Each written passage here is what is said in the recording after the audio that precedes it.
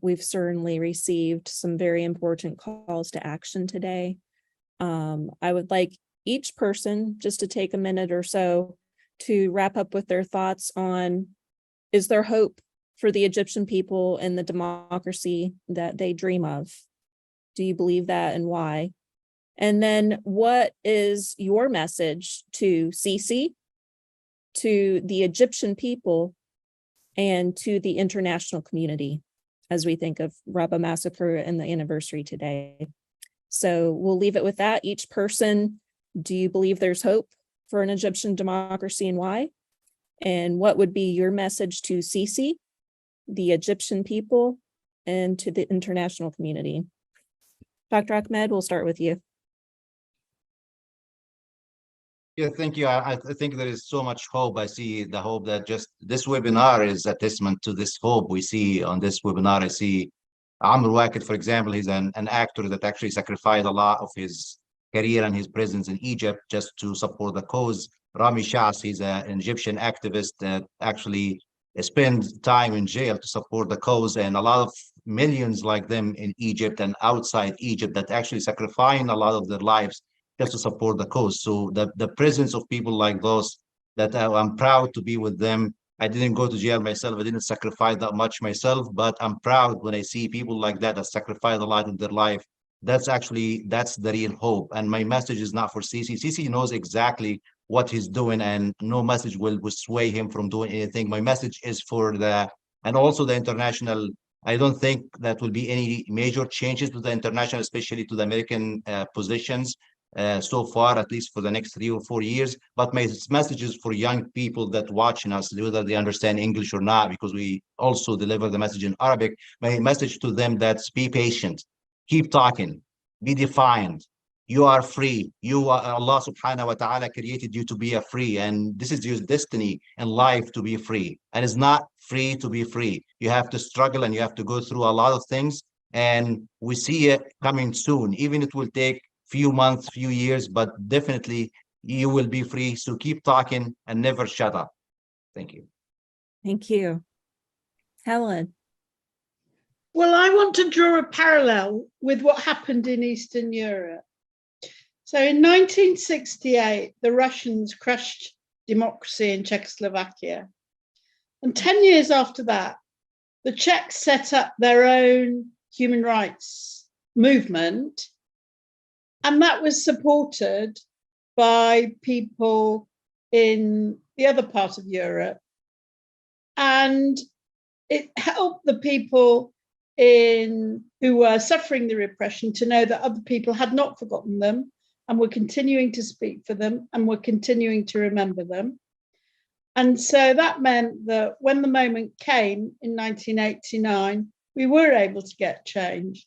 So I don't know when the change will come, but I think it's really important that everybody who has freedom uses it to keep on raising the matters of the Egyptian people. Yes. Thank you, Helen. Amr.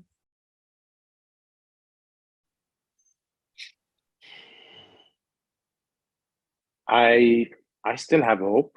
I don't think if I didn't, I would be here. So I'm full of hope, actually. And I think I look at the last few years since the January Revolution until today as a necessary accumulation of experience to be able to have the perspective and the wisdom that we analyze with today, and to understand really who are the players on the scene, who are the real players on the scene, and who are the real people and who are the fakes.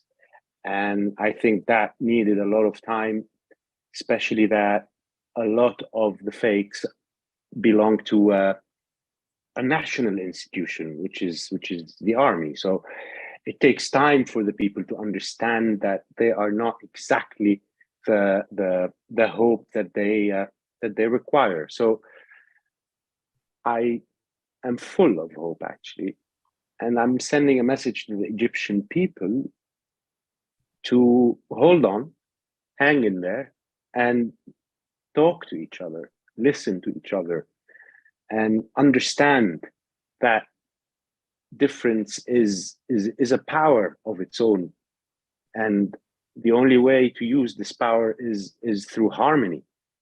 So embrace your difference and live in harmony. That's the most important message I want to give to the Egyptian people. And the message I want to give to Sisi is, you better run, mate. You better run. Thank you, Amar. Rami? I always say this regime and those kind of regimes always try to abuse us in the dark. No more. It's our duty and responsibility to shed light on those abuses, on those violations, on those crimes, and we must continue targeting them nonstop. Two, our only hope is democratic transformation.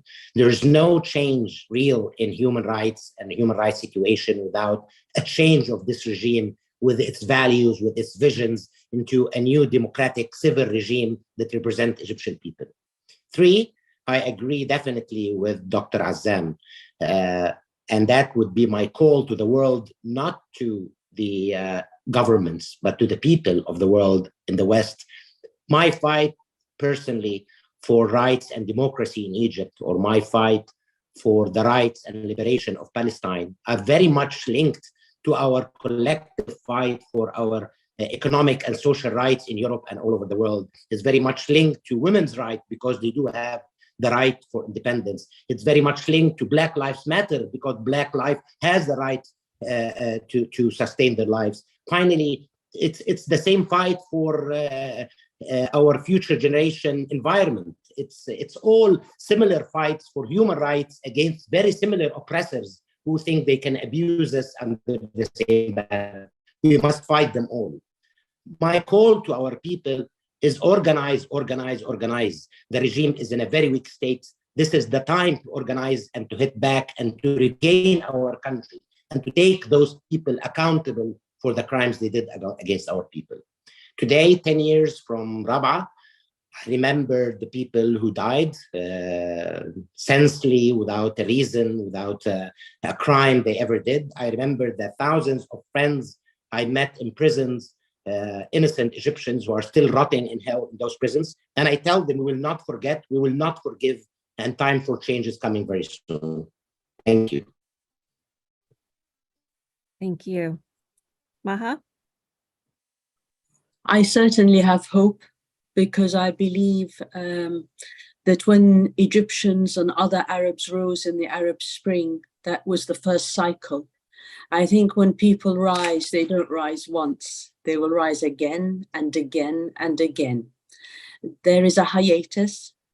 There is a point where, yes, the counter-revolution or the tyrants try to take control, and they have the means to take control. They have the control of militaries, they have money, they have allies. But eventually, they will fall. That is the example of Eastern Europe. It is the example of Latin America. There are many examples in history. What we look for is the support of the international community, because Eastern Europe didn't really do it on its own. It did have support from countries like the United States and other European countries, because they believed that Eastern European countries had the right to be free and to have democracy too. And this is my point that I will make again. Why is there this discrimination against the peoples of the Arab world? Why is there discrimination against Egyptians? Don't we deserve freedom and rights too?